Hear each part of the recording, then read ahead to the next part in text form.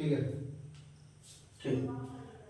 शीर्षक प्रमेय के आधार पर हम देखते हैं एक्स और वाई ये दोनों आपस में एक दूसरे के बराबर डब्ल्यू एंगल के नाम से जाना जाता है। एक्स बराबर होगा वाई।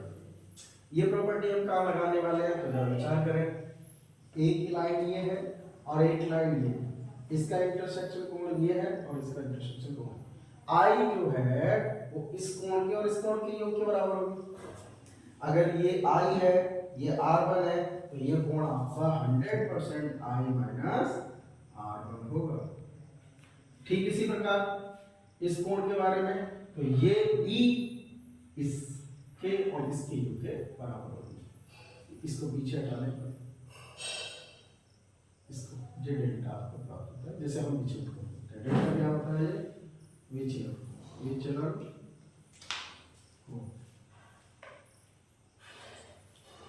डेल्टा विचलन।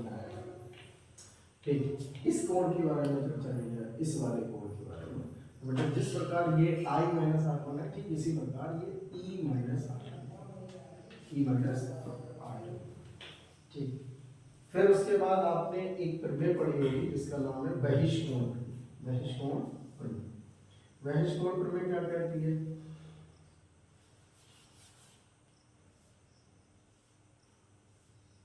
बहिष्कोण प्रमेय, ये कोई एंगल x है, ये कोई एंगल y है और ये कोई एंगल z है। तो बहिष्कोण प्रमेय के अकॉर्डिंग x बराबर होगा y प्लस z। x बराबर होगा y प्लस z। बहिष्कोण प्रमेय तो जरा देखते हैं, करें अप्लाई। डेल्टा जो कोण है, डेल्टा क्या है? प्रिज्म का विचलन कोण है। डेल्टा जो कोण है वो इसके और इस कोण के क्या होगा? बराबर। बहिष्कोण प्रमेय द्वारा, या फिर हम डायरेक्ट लिख सकते हैं चित्र से जो डेल्टा इक्वल है वो I minus R1 plus E minus R2 की सहमत है मेरी बात से? सहमत है? X y प्लस Z इसके ऊपर देखते हैं, यहाँ पर लिख सकते हैं बहिष्कोण प्रमेय द्वारा delta is equal to I minus R1 plus E minus R1 R2 को साथ में लिखते हैं। Delta is equal to clear हो गई वीडियो जे यहाँ से दोबारा समझा दो ऊपर से। ठीक, पुनः कहते हैं कि बहिष्कोण प्रमेय क्या थी? जो बाह्य कोण है वो दोनों अंतर सम्मुख अंतर कोणों के योग के बराबर है। x वीडियो चली ना रही है, चल रही है। x बराबर है y प्लस z। x बराबर है y प्लस z, तो इसी के अकॉर्डिंग हम लगाते हैं तो क्या बनता है? डेल्टा बराबर I, ये बहिष्कोण प्रमेय के अकॉर्डिंग हो गया।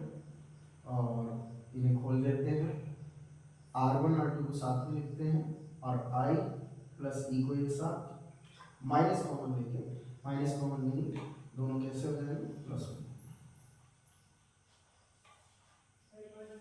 इक्वेशन इसे देखिए, क्या इक्वेशन देने से पहले आप ये देखें इक्वेशन 3 और इक्वेशन देने से 4, इक्वेशन 3 और इक्वेशन 4 में R1 प्लस R2 है, उसमें ही R2 प्लस R2 है, तो आप इक्वेशन 3 से R1 प्लस R2 का मान इक्वेशन 4 में रख सकते हैं। तो क्या लिखेंगे? समीकरण 3 से मान समीकरण 4 में लगाते हैं तो delta is equal to I plus E और माइनस इक्वेशन संख्या 5।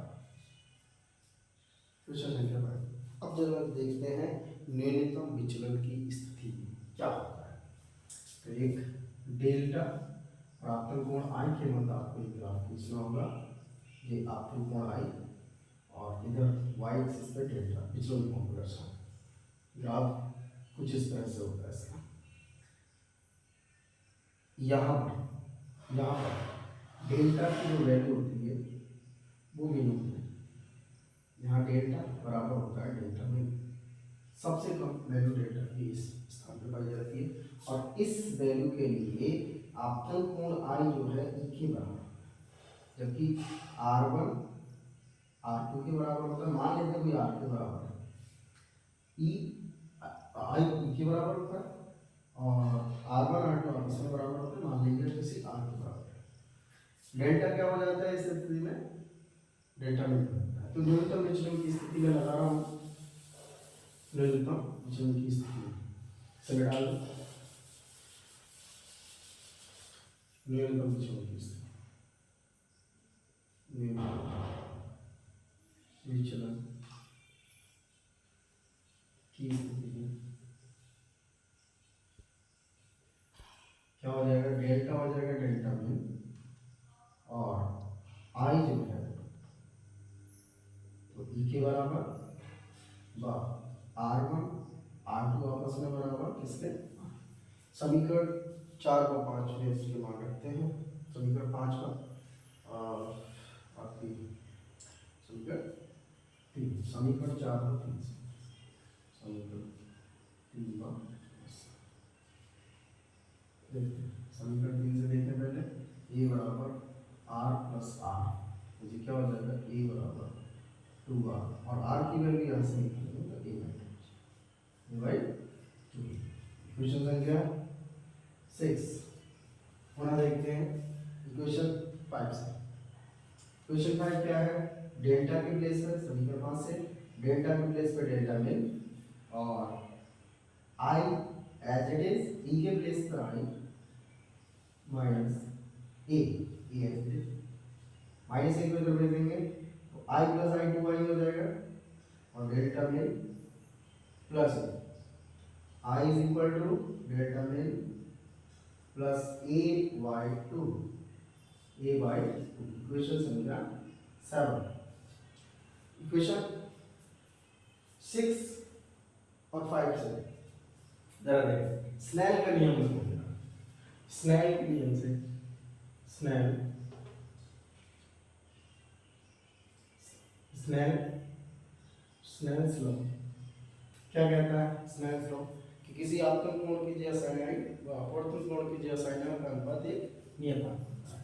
तो sin i बटा sin r बराबर होता है, समीकरण 6 व 7 से मान रखने पर इसको आप इक्वेशन 8 दे सकते हैं। समीकरण 8 में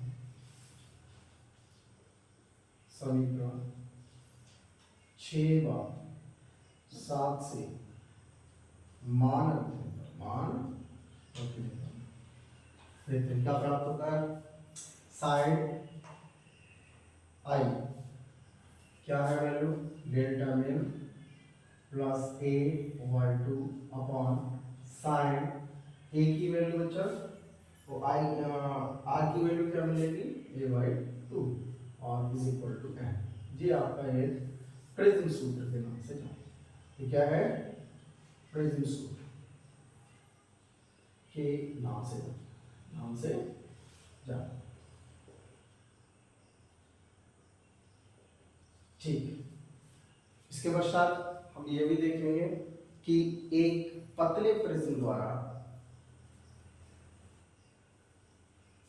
प्रिज्म के विचलन कोण डेल्टा में व अपवर्तनांक n व अपवर्तक कोण a के मध्य क्या संबंध होता है।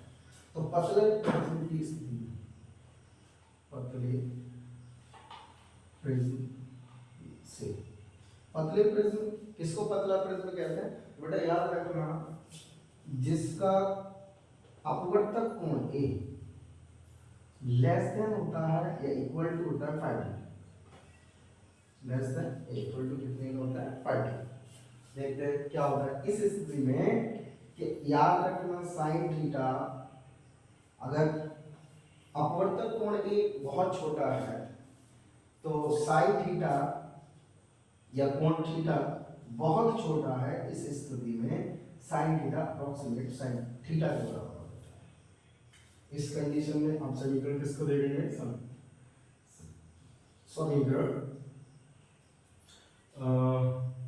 समीकरण आपकी हो जाएगी ये 8। 8 तो हो गई ना। समीकरण 9 से 9 से क्या बनेगा, साइन हट जाएगा और डेल्टा में plus A by two upon A by two is equal to N. ये से 2 से 2 कैंसिल, ठीक। उसके बाद डेल्टा में प्लस ए बाई ए बराबर है, ए इधर चला जाएगा, इसे यहाँ पे बनाते हैं। यहाँ पर यहाँ देखते हैं, आगे कंटिन्यू करते हैं। क्या था, डेल्टा में plus A by A is equal to N. बड़े वाली संख्या उधर मल्टीप्लाई में, डेल्टा में प्लस ए एन, डेल्टा में ए उधर जाएगा माइनस में, A N minus A common, तो डेल्टा में बराबर ए कॉमन हो जाएगा, एन माइनस वन। ये पतले प्रिज्म के लिए अपवर्तक का सूत्र है और समझ में आया, आशा करता हूँ आप सभी को समझ में आया होगा।